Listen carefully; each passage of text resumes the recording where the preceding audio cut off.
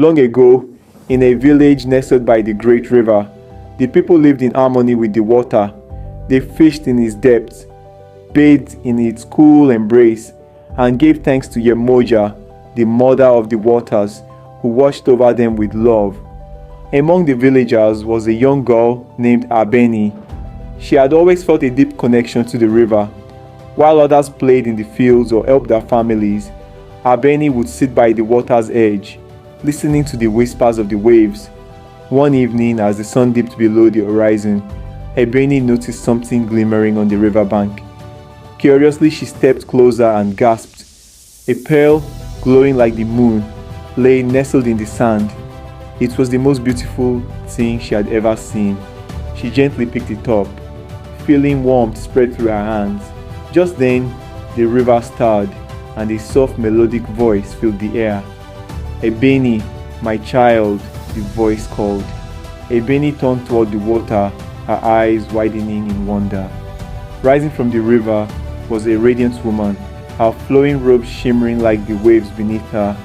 Her deep, kind eyes sparkled, and her long dark hair cascaded like a waterfall down her back. "You have found the pearl of the waters," Yemoja said, her voice soothing yet powerful. "This pearl carries the magic of kindness, but it is not meant to be kept. It must be shared, for its power grows only when given to others." Abeni listened carefully. She cradled the pearl in her hands and nodded. She would honor Yemoja's words. The next morning, an old fisherman sat by the river, sighing heavily. His nets were empty and his family was hungry. Abeni remembered Yemoja's lesson.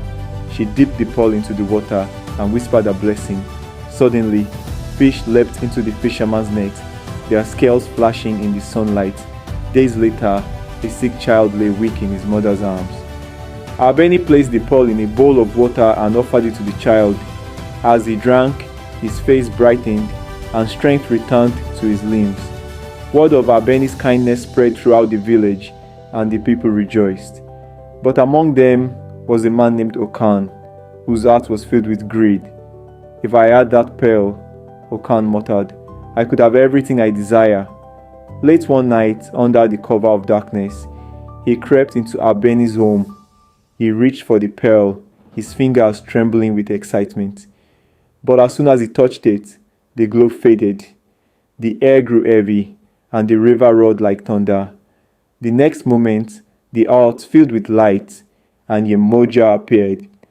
Her gaze was calm, but firm. "O Khan," she said, "this pearl was never meant to be stolen. Kindness cannot be taken, it must be given." O Khan's hand shook, and he dropped the pearl. His face filled with shame. As it hit the ground, the pearl began to rise, glowing brighter and brighter until it floated high into the sky. There, it transformed into a new star, shining down upon the river. Yemoja turned to Abeni and smiled. "Because of your pure heart, you shall always be the river's guardian. The waters will listen to you, and the village will always be blessed." Abeni bowed in gratitude as Yemoja disappeared into the river.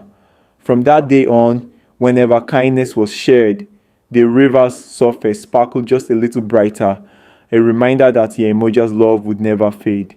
And so, the village thrived, forever watched over by the mother of the waters. The end.